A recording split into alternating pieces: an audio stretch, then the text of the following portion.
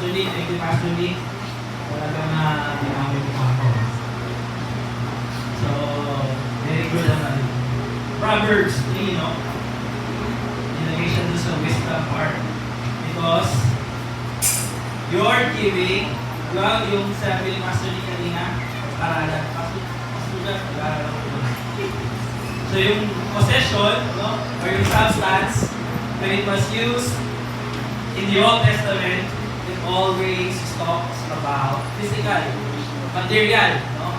So ibig sabihin, there is wisdom in managing your possession. Amen. Should be biblical. Should be according to the word of God. Yeah. Yan po yung insight ko kasi sabi niya pagparalan ko. Praise God. Alright, so ngayong umaga po ay usapan po natin ang ating mga Biblia in 1 Samuel 11. Okay, but this morning let's start on 1 Samuel 10, verse 27. Sabi dito, and verse 25, pagkatapos ay sinabi ni Samuel sa taong bayan ang mga karapatan at katungkulan ng hari. At isinulat niya sa isang aklat at inilagay sa harap ng Panginoon. Pinauwi ni Samuel ang buong bayan, bawat tao sa kanyang bahay. Si Samuel man ay umuwi sa kanyang bahay sa Gibeah at humayong kasama niya ang mga mandirigma na ang mga puso ay kinilos ng Diyos. Ngunit sinabi ng ilang hamak na tao, paano tayo nililigtas ng tao nito? At kanilang hinamak siya at hindi nila dinalhan ng kaloob. Ngunit siya'y hindi umilig. Amen. So all come into the presence of the Lord. Father, we thank you this morning, Panginoon, as we gather to praise, to worship you, and to hear your word preached this morning, Lord. And so I ask, Panginoon, that as we continue in studying 1 Samuel, Lord, my knowledge, my strength is not enough. And so I ask, Lord, that your Holy Spirit reveal and make the message clear na maging maliwanag ito para sa bawat isa ngayong bata. So our prayer, Lord, is that may the words of my mouth and the meditations of our heart be pleasing in your sight, our rock and our Redeemer. In Christ's name say, everybody say, Amen. Okay, so ating pong pag-aaral ngayong umaga ay matatagpuan in 1 Samuel 26 to 1 Samuel 11. Ang title po ng ating pag-aaral na is The Rise of King Saul. Amen? On May 14, 1948, at 4 p.m., 8 hours bago ilipat ng Britain or ng mga British yung control over the state of Palestine between Israel and the Arabs, a man by the name of David Ben-Gurion announced the establishment of the state of Israel. He became the first prime minister. And so, the Israeli, they rejoiced because after so many years of not having their own land, they are now regathered sa kanilang original land and territory, and they are now an established Jewish state. That night, the combined forces of Egypt, Lebanon, Jordan, Iraq, Syria, and Saudi Arabia attacked Israel.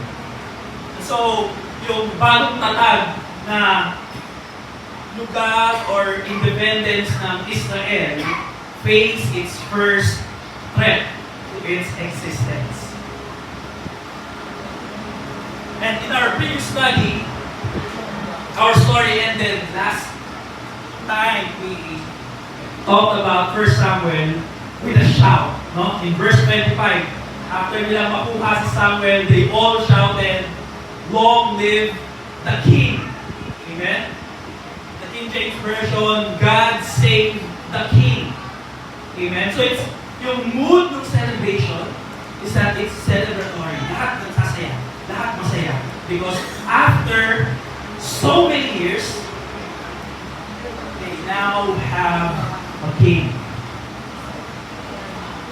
Now, as we go to chapter 11, the newly established kingdom now faces its first conflict as a kingdom and under King Saul. And today, I want to propose to you, mga kapatid, that salvation comes from the Lord. Ating kaligtasan ay laging nagmumula sa Diyos. And the word salvation, in Hebrew word, Yeshua, will be the controlling melody na nakikita natin as we read from verse 26. Ano sabi doon?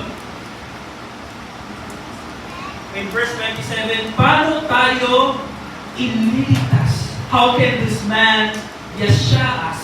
Diba? Nakikita natin yung word na yun. Then in 11:3, sabi doon, at kung walang magliligtas sa amin. And in verse 9, sabi ng wala ng kasulatan, bukas, sa kainitan ng araw, ay magkakaroon ng kaligtasan. In verse 13, the same word comes up 4 times sa ating pag-aaral ngayong umaga. So it will be the controlling melody of our passage this morning. Amen? So, tatlong bagay ang ating titingnan ngayong umaga. Number 1, pessimism and arrogance. Amen?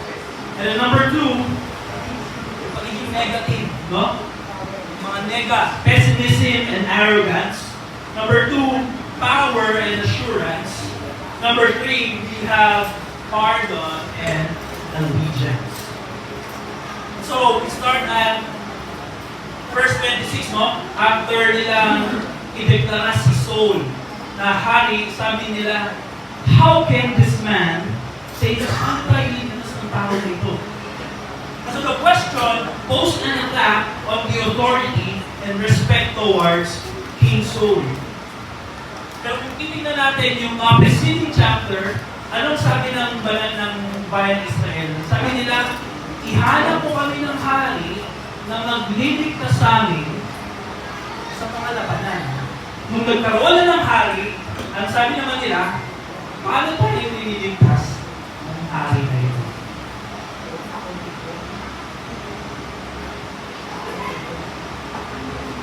Ano sabi doon? But Saul ignored them. No? Sabi doon, hindi siya umimik. So, I think ngayong umaga mga kapatid, makakita tayo dito or magtuto tayo, you can learn a thing in leadership from Saul, this one. Diba? When somebody attacks your authority, no? Kahit sa opisina diba? Na-experience natin pagpato promote, merong mga kamarinig. Kaya yan yung na-promote. Kaya ako magkakong naging dyan Ako magkakong naging SM dyan Kaya yan na-promote agad. Pero after promotion, kung sino man mga nakaka-experience sa atin maging team leader o maging boss, number 1, may maririnig ka sa mga tabi-tabi. And then number 2, syempre pag na-promote tayo, bumibigat din yung trabaho. Tama po ba? Yung responsibilidad mo, lumalaki din. Kahit sa business, di ba? Dati, kung ikaw ay walang pumamayari yung business, okay, wala ka masyadong problema.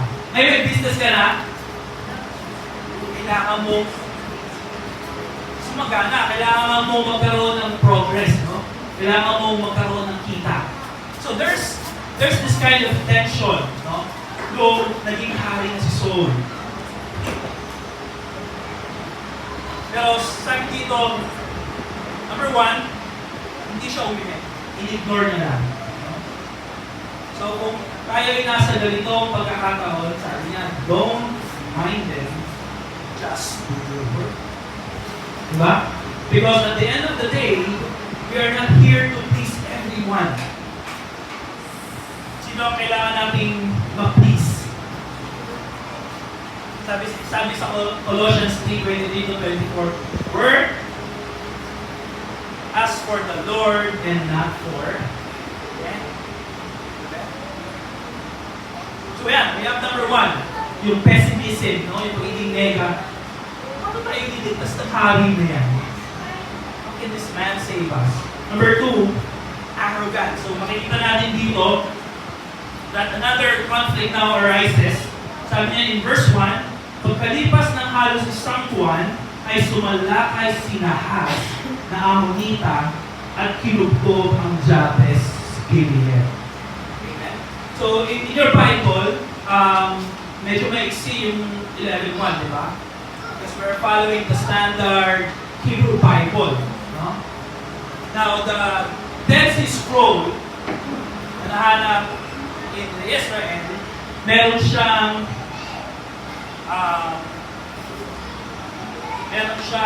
background pa. Kung meron tayong NLT General Translation. Ayan, kung may NLT, sa NLT Translation, meron doon naka-close and parenthesis, no? Sabi doon, Nahash, king of the Ammonites, had been grievously oppressing the people of God, and Reuben, who lived east of the Jordan River. No?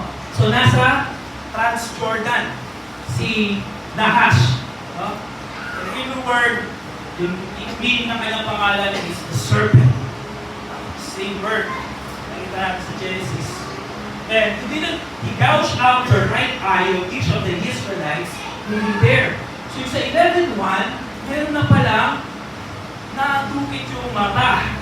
And he didn't allow anyone to come and rescue them. And in fact, all of the Israelites east of the Jordan, sa labas ng Palestine or ng Israel, there wasn't a single one whose right eye na Ash has not gouged out. But there were 7,000 men who had escaped from the Ammonites. Yun, so 7,000 men ang nakatakas at nagpunta sa Jabes Gilead. At dumating yung about a month later, dumating na si King Nahash sa Jabes Gilead. Amen? So, yung mga tao doon ay nakipag-peace treaty. No? Nakipagkasundo ang mga taga-Jabes Gilead kay Nahash. At isang kondisyon, kung mababasa natin, sabi doon, makipagkasundo ako sa inyo kung ipapadukit, the gouge, yung right eye. Ano sabi niyo doon? Upang may lagay sa kahihiyan ang bayan o ang buong Israel. Bakit? Bakit yung kanang mata? Amen? And in the ancient Near East, the right eye is the most, ito yung ginagamit na sa battle. Kasi sa digmaan, if you have a shield, you would usually hold it sa left side mo. So your left eye will be covered, and yung right eye mo lang yung open to see the enemy. Amen? And so in those times, kapag nahuli ka, they would gouge your eyes to disable these men from fighting and revolting against their occupier. Amen? And I think you would remember the story of Samson in Judges. Di ba nung nahuli siya ng Philistine, anong ginawa nila? Tinukit yung mata ni Samson. And nilagay sa temple ng kanilang Diyos. Di ba? Same thing. Para hindi na makalaban and to bring shame, kahihiyan sa kanila. You know mga kapatid, this is the kind of pessimism and arrogance na nakukuha natin sa mundo. Hindi ko ba? Lagi kong narinig yung story ni Brother Ernest na paglabas niya ng kanilang looban, sasabihin nila, oh, ito si Pastor. Ayan si Pastor. Malabas na si Pastor. I-invite naman ni Brother Ernest. Ano na, mag-church tayo. Sabi naman ni Kuya Edo, sinabihan siya, o rin dyan eh. Ipag-pray mo na lang kami. Diba? O rin dyan eh. So the same hatred, sabi ng Lord in John, that the world hated me first, and so it will also hate you. Amen? And so, if you become a Christian, if you are in Christ, asahan mo na. O kung hindi talaga kaibigan mo. Asahan mo na yung mga dati mong kasama, yung dati mong boys club. No? Every Sunday, every Saturday, mawawala yan. Hindi ka na-invite yan. Kumusta ka ng kaibigan. Okay? And so that is the same treatment that we get from the world. No? Wala na.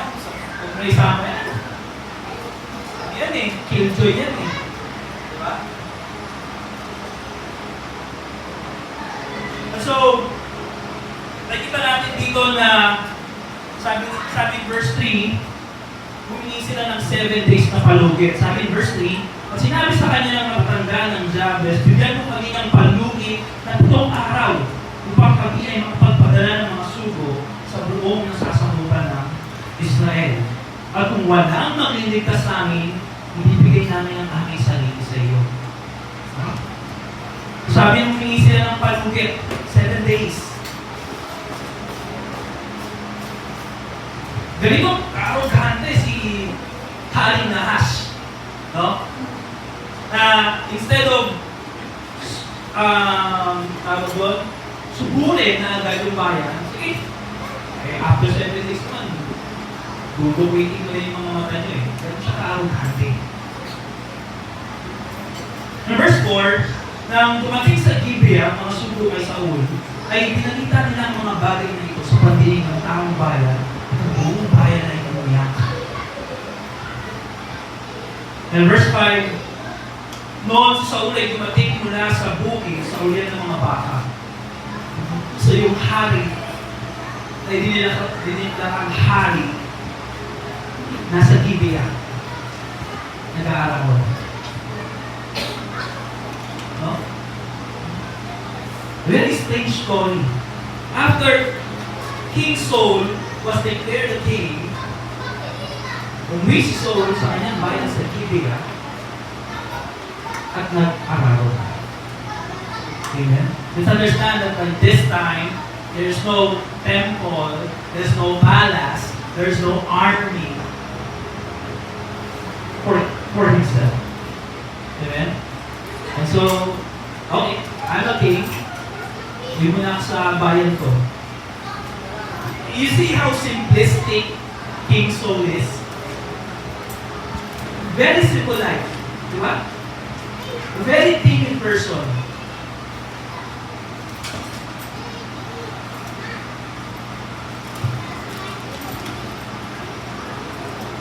Pagdating ni Saul, ay sinabi ni Saul, ano nangyayari sa taong bayan sila umiiyak? Sila umiiyak. Kita niya, nagtanong siya. Kaya kanilang sinabi sa kanya ang balita ng mga lalaki mula sa Saul. Pinalita na after 7 days, si King Nahash babalik sa Jabez, pupugpugin yung makao doon, pupulin yung kanang mata. And verse 6, ano sabi doon? At ang Espiritu ng Diyos ay makapangyarihan kung luluko kay Saul. Then the Spirit of God came powerfully upon Saul.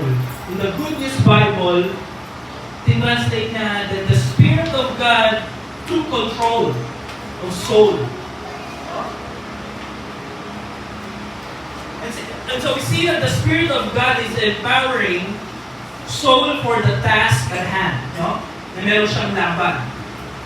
And this morning, I want us to slow down And at this moment, carefully look how the Spirit of God do its work in the Old Testament.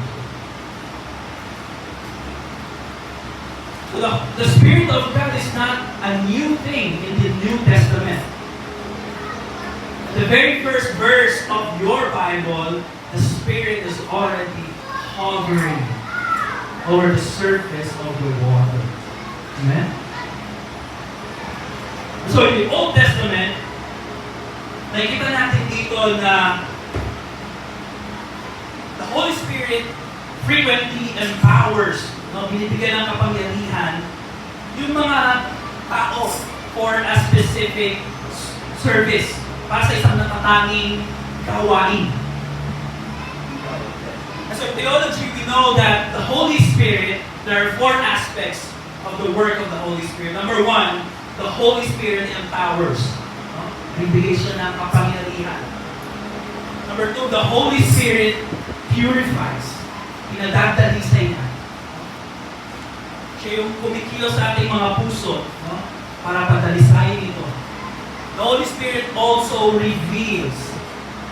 This is how our Bible was written. The Holy Spirit carried along the writers as they wrote the scriptures. And then number 4, the Holy Spirit unites. So this morning, ang titingnan ng ating mga kapatid is yung empowering aspect ng Holy Spirit. Amen? So, maraming pagkakataon. Number 1, we see in Exodus 31:3, when the tabernacle was commanded by God to be established or itayo, sabi niya doon na humirang siya ng isang lalaki ng pangalan ay si Bezalel, no? With artistic skill. So, yung Holy Spirit ay dumating kay Bezalel for artistic skill, no? Para magawa niya yung eksaktong specification ng tabernacle. And even teaching those workers how to build the tabernacle. Number 2, He also empowered Joshua. Ano yung power na binigay ng Holy Spirit kay Joshua in the Old Testament? In Numbers 27:18, the spirit of leadership and wisdom. And then, let's not forget the fact that the book of Judges is right of the many works of the Holy Spirit. No? Marami siyang yung lahat ng Judges doon. Kung mababasa natin yung story ni Othniel, ni Gideon, ni Jephthah, and especially sa life ni Samson. No? Because if we read the story, yung espiritu ay mapangyarihang lumubog kay Saul, this is the same Hebrew phrase na dinamit when Saul started to prophesy. No? In chapter 10. And it's the same phrasing na dinamit as to how Samson was empowered. No? Kung kanyang pinatay yung leon, kung kanyang pinatay yung 30 men in Ashkelon, kung kanyang pinutol yung pagtay sa kanya. It's the same word. So, how did the Holy Spirit or how did the Spirit of God empower Saul sa ating story? In verse 6, sabi doon, ang Espiritu ng Diyos ay makapangyarihang lumukog kay Saul ng kanyang marinig ang mga salitang iyon, ang kanyang galit ay luhang nag-alaw. Yun yung si Saul na mahina ang loob, hindi nahanap yung donkey, sabi na, umuwi na tayo. Hindi mahanap eh. Yun yung si Saul na nung siya ay napili maging hari, nagtago. Very timid. Very simple. Kung naging hari siya, umuwi na lang. Araro na lang. Nakita natin yung character ni Saul sa umaga nito. Timid. Mahina ang loob. But when the Holy Spirit, when the Spirit of God rushed, yun yung word, rushed or took control of King Saul, yung boldness, makikita natin, biglang nag-alam. No? Imagine niyo na may parang isang tumpok ng kahoy na binuhusan mo ng gas at biglang sinabuyan ng apoy, no? Alam, biglang sumiglag. Kaya anong sabi niya? After the Holy Spirit empowered soul, ano sabi niya dito? Verse 7, siya'y kumuha ng dalawang magkatuwang na baka at kanyang kinakay at ipinadala niya ang mga piraso ng nasasakupan ng Israel sa pamamagitan ng mga sugo na sinasabing, sino mang hindi lumabas upang sumunod kina Saul at Samuel ay ganito rin ang gagawin sa kanyang mga baka. And then sabi doon, at ang takot sa Panginoon ay dumating sa mga tao. So yung empowering work of the Holy Spirit in the life of Saul is that he was given the boldness. And let us not forget that Gibeah in Judges is also the same place. If you remember the story of the Levite and the concubine, yung rape na babae ng Levita, ng priest, anong ginawa ng Levita? Pag uwi sa kanila, kumuha ng kutsilyo, pinagtatagtad yung kanyang asawa at ipinamigay din sa buong Israel. Very interesting because the place of wickedness sa panahon ng mga judges, the place of wickedness and destruction in the time of King Saul become the place and the source of salvation and deliverance.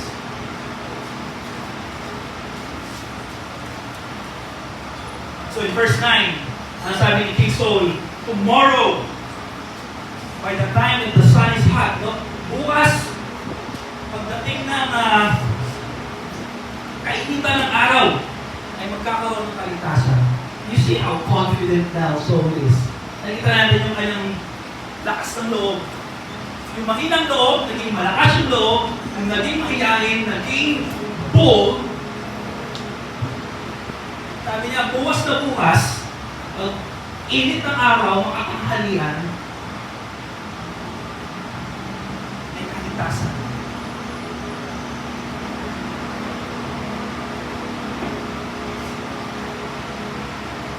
Yan ang kapangyarihan ng banal na spirito, mga kapatid. Don't you know?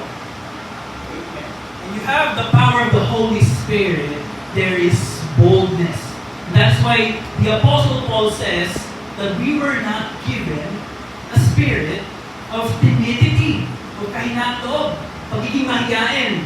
But, ano tayo binigay sa atin? But a spirit of power. Amen? That's the same example we see in Acts. Acts 3. Diba? About yung boldness ni Peter and John when they stood sa harapan ng mga Pharisees. Anong sabi ng mga Pharisees? Walang pinagkakahanan to.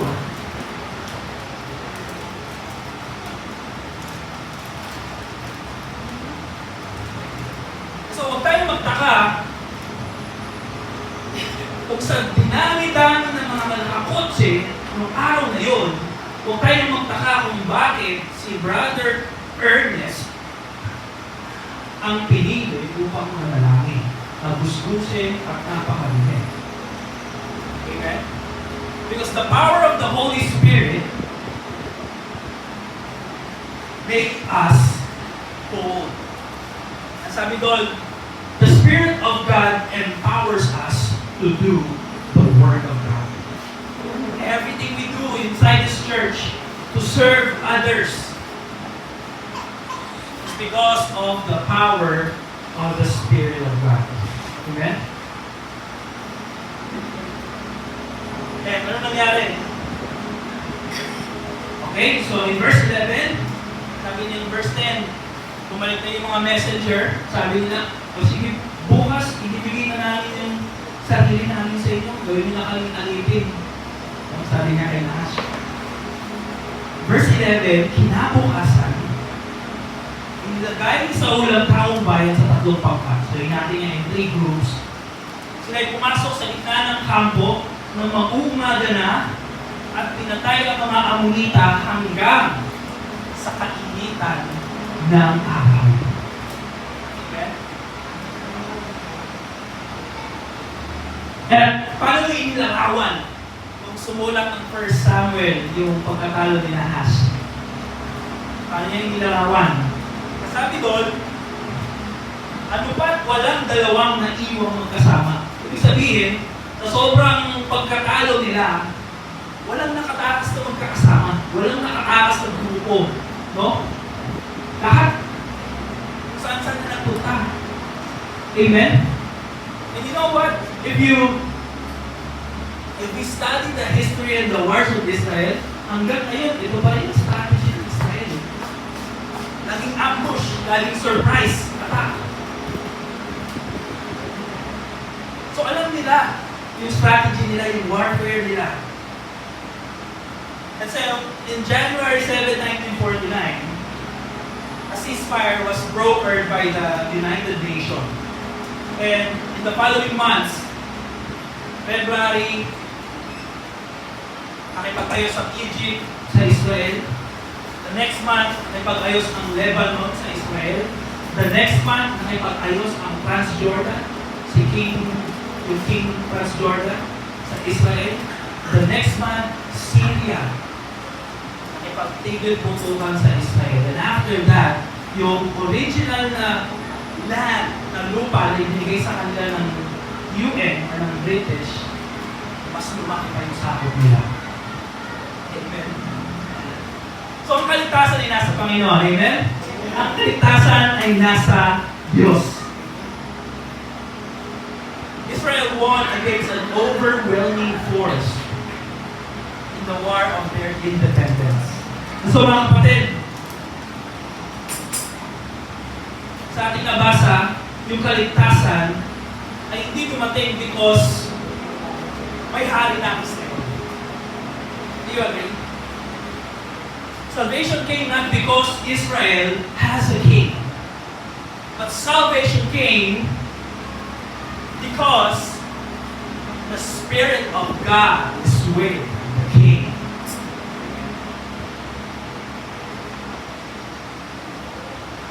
So the success of our ministry, the expansion of this church, the holiness of God's people, is not because its leaders studied in a seminary or in the Bible school. It is because the leaders have a seared Spirit of God.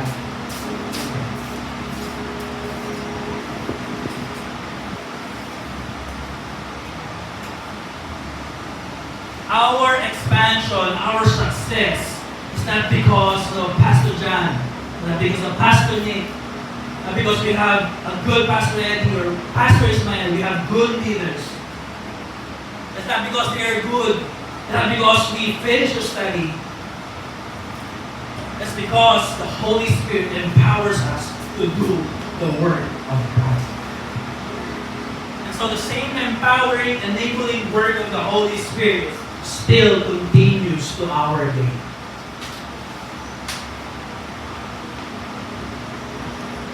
At kaya lagi natin sinasabi, lagi natin inaawit, that it's not by might, not by power, but by the Spirit of the Lord of hosts. And so yeah, we boast in the Lord.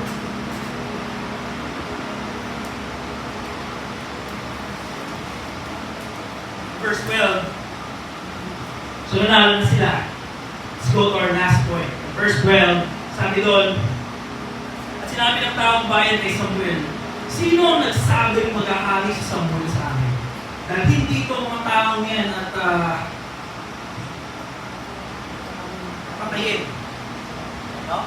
Kasi yung una, diba, in verse 26 in chapter 10, paano tayo ililigtas dito?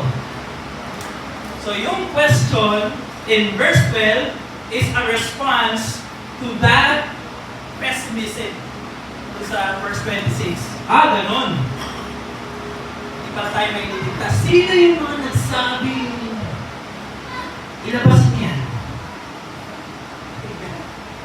at ating patayin? Sino yung nagsabing hindi lalago yung iglesia na ito? Ilabas niya. Ating sipahin palabas ng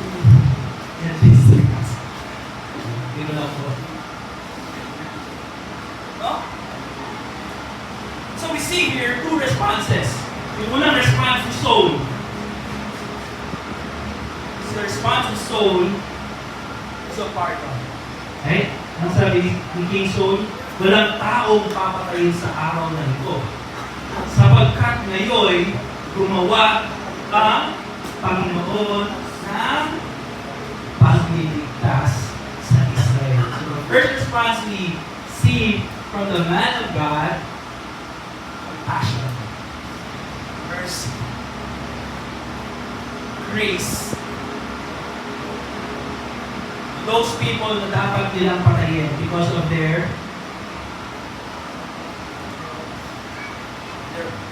dahil sa kanilang hindi pagsang-ayon. Okay, so number one, we see the pardon of King Saul. Nakapatayin because today, the Lord has made salvation sa bayan ng Israel. Okay? Second response we read from the passage is yung sagot ni Samuel. Okay? So in verse 14, sabi doon, na magkagayon sinabi ni Samuel sa taong bayan, hali kayo, kung tayo pumunta sa Gilgal, at doon ay ating ibalik ang kaharian. In verse 15, at ang buong bayan ay pumunta sa Gilgal.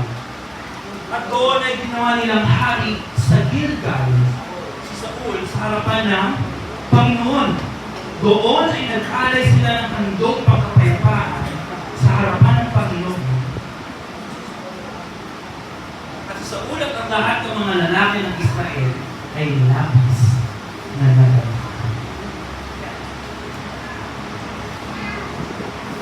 So, makikita natin dito mga kapatid na number one, the story of the choosing of King Saul. There's a private, no? King Saul and Samuel. Number two, there's a public. Yung pagkapili sa kanya in chapter 10. Now, there is a formal installation. Talagang iluluklok na siya. Formal na pagluluklok kay Saul bilang hari. Amen? In verse 14 and 15, if we read verse 14, those two verses, mabasahin natin. There are many times na paulit-ulit natin mababasa yung bukas na Gilgal. Diba? Sabi niya, come let us go to Gilgal and renew the kingdom there. Doon. Speaking of Gilgal. Diba? In verse 15, so all the people went to Gilgal. Diba? And there, they made Saul king before the Lord in Gilgal. There, they also offered sacrifices of peace offerings before the Lord, and there, okay? So it's as if the author is trying to emphasize yung place ng Gilgal in this story. Just how in their first victory against the Philistines in, I think in chapter 7, yung place ng Ebenezer, no? Ang Panginoon ng lugar kung saan they would remember that until this day, the Lord has been helping us. And so, in verse 11, makikita na naman natin dito an emphasis on the place of Gilgal. Okay? In the span of 2 verses, makita natin dito that it was repeated 7 times. And these repetitions were not meant for nothing. So let's go back to Joshua 5. Historian how Gilgal came to be.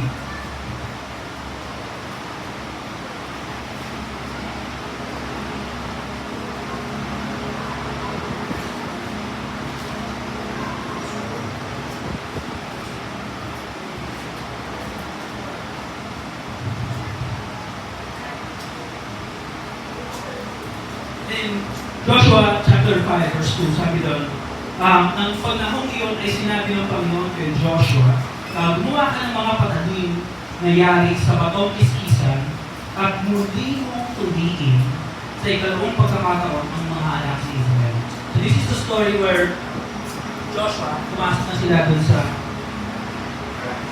Promised Land, no? They were ready to conquer the Promised Land. No? Verse 3, gumawa si Joshua ng mga patalim na yari sa batong iskisan at tinuli ang mga anak ng Israel sa Gibeah Haral. Verse 4, ito ang dahilan kung bakit tinuli sila ni Joshua. Ang lahat ng mga lalaking mandirigma na lumabas mula sa Ehipto sa mga tuwid ay ang lahat ng lalaking mandirigma na namatay sa daan. Speaking of the wilderness. Pagkatapos na sila ay makalabas mula sa Ehipto. Pagamat ang buong bayan na lumabas ay mga tuwid, ang buong bayan ay pinanganak sa ilang daan pagkatapos sa Ehipto ay hindi natuli.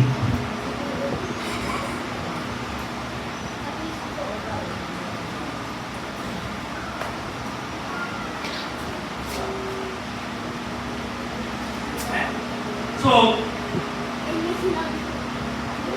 in Joshua generation that will be conquering the Promised Land, they had to renew their covenant. Sabi doon, tuliin mo muli yung mga kabataang papasok, yung mga lalaking papasok.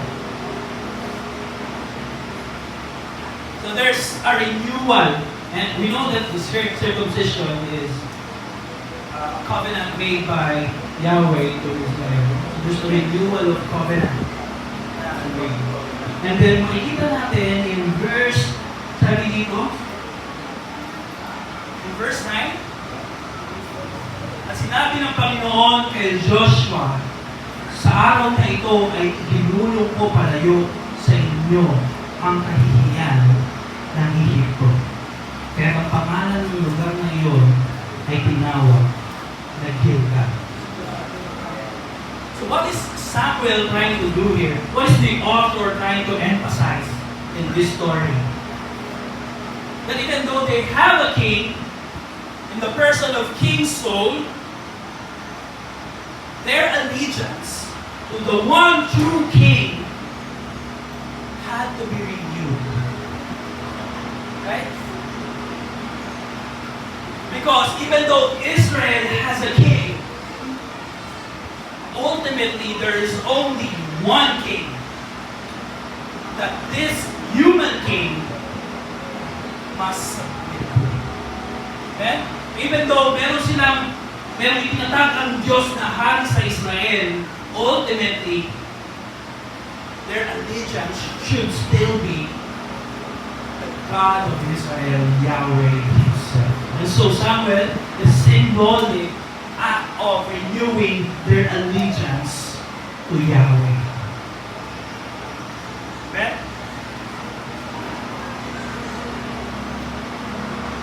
As we see the story, anong sabi ng ating story? Kailangan natin lupitan ng mata ng mga Israelita na ito para silang ay bigyan ng kahihiyan.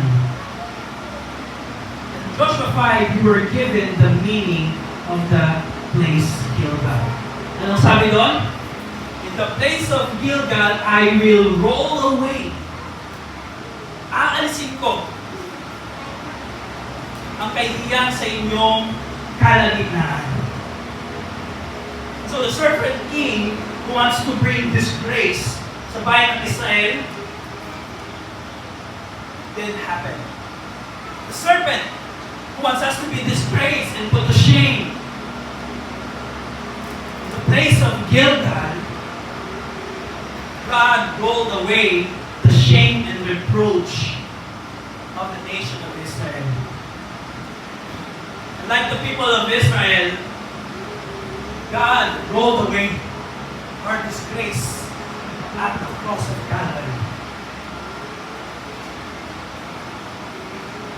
We have our own Gilgal na kapatid.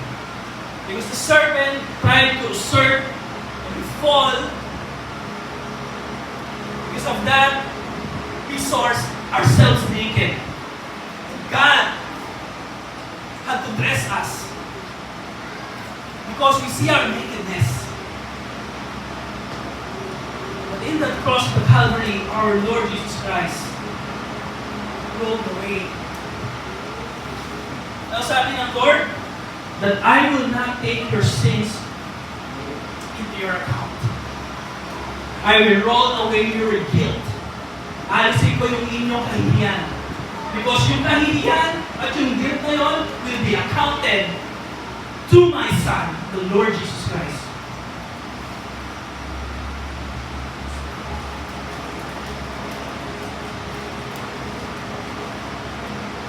Mga kapatid, it is in the feet of the cross that we come and renew our allegiance to the name of our Lord Jesus Christ.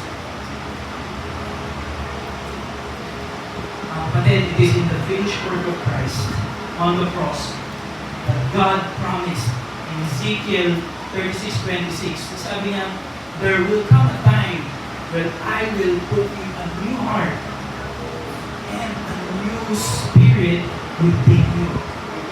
It's because of the finished work of Christ that we have our helper. It's because of the finished work of Christ that we have our counselor that empowers us, that purifies our heart, that reveals the Word of God, and that unifies this church. It's because of the finished work of Christ that we are able to minister to those people. It's also in the finished work of Christ that we are a new creation. Because of the finished work of Christ, you are sealed until the day of His coming.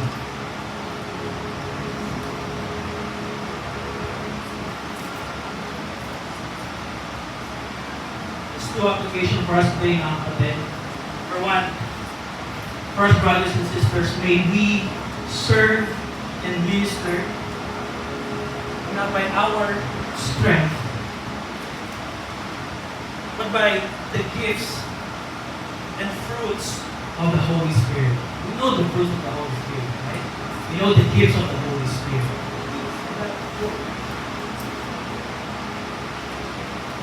Let us run this church through the power of the Holy Spirit. Let us lead this church through the empowering work of the Holy Spirit. Because ultimately, the Holy Spirit, ano sabi niya dyan, will testify of the Lord Jesus Christ. What is it saying? That in our ministry, there's only one name that will be exalted. There's only one name that will be lifted high. There's only one name that deserves all the worthy, all the honor, all the grace, all dominion, all kingdom, on earth as it is in heaven. It is through the name of our Lord Jesus Christ. Kapatid, ngayong umaga, if you have not come to a saving faith of Christ, let me read to you a verse in 2 Corinthians 6.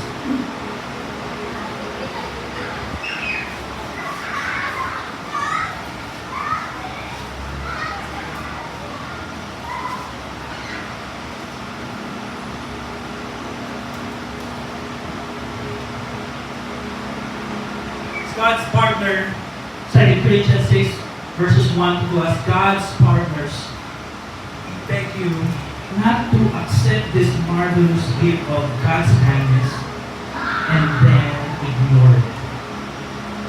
For God says, at just the right time, I heard you. And on the day of salvation, I help you. Indeed, the right time is now. Today is the day of your salvation.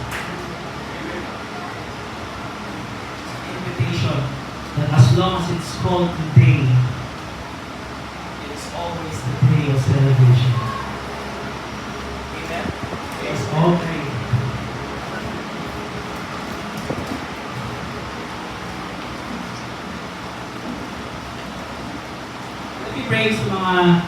kapatid natin na started to come to this church and hear the word of God, preach to them, hear the gospel. Sabi sa kasulatan na today is the day of salvation, mga kapatid. So, hindi aksidente na naririto ka ngayong umaga. Hindi aksidente na narinig mo ang mensahe na ito. Dahil ang mensahe na narinig mo, kapatid, ay isang paanyaya. Ang kaligtasan ay nasa ating Diyos. He is inviting you today to renew His allegiance to our Lord Jesus Christ. Let me pray for you. Father, this morning, we thank you for the message that was preached. So we thank you, Lord, that sa ginawa ng aming Panginoong Kristo, yung aming kahihiyan, yung aming guilt, yung aming kasalanan, Panginoon, ay inalis mo sa amin, Lord, and you put it into the account of your only Son. So Lord, this is not an accident that we hear the gospel preached to us. Panginoon, ito yung oras that you are inviting us. Isuko namin, Lord, ang aming buhay sa iyo. Lord, we have lived long enough asking, Lord, bakit ako? We have lived long enough, Lord, to experience kahirapan, karamdaman, failure sa buhay, Lord. Panginoon, sinabi mo sa iyong salita na you will hear us, that you will save us, Panginoon. And so I pray, Lord, that the Holy Spirit touch our hearts, convict us, Panginoon. Because it is not in my words that these people will be saved, but it's through the power of the Holy Spirit that these people will surrender their life to you. And for us, Lord, we have saved. Nagilipas mo na, Panginoon. We will always run back to you. We will always fix our eyes to you, Lord, as we daily renew our allegiance to you, Panginoon. That you, O Lord, is not just our Christ. You, Jesus, is not just our Savior, but you, Jesus, is our Lord. You, Jesus, is our Master. For you own us. And we have to every day carry our cross and follow you. We have to every day, Lord, live a life led by the Holy Spirit. We are every day be filled with the Holy Spirit. We are to walk in the Holy Spirit. Lord, we thank you because of your finished work. We have a helper and a counselor, Spirit of God. And so we pray this morning, Panginoon, may the Spirit of God continue to manifest its enabling power in us to expand your kingdom, to teach these people, to disciple these people, and to equip our church to minister in your power.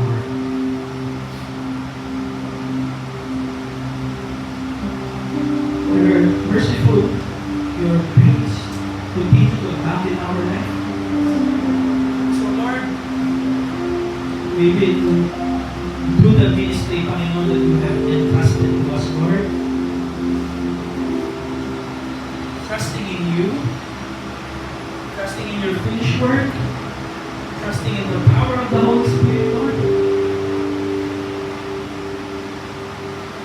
Trusting in the gifts of the Holy Spirit, Panginoon. And trusting that these gifts, trusting that this life in the Spirit, Lord, will bring fruit. bear much fruit, Lord. May we bow the lowest in your midst. Lord, continue to purify our hearts, Panginoon. Continue to reveal to us, Lord, the power, the treasures of your word, Panginoon. And lastly, with the power of the Holy Spirit, Lord, continue to unify this church. This is our prayer in the mighty name of Christ Jesus, our Lord. Let's all stand.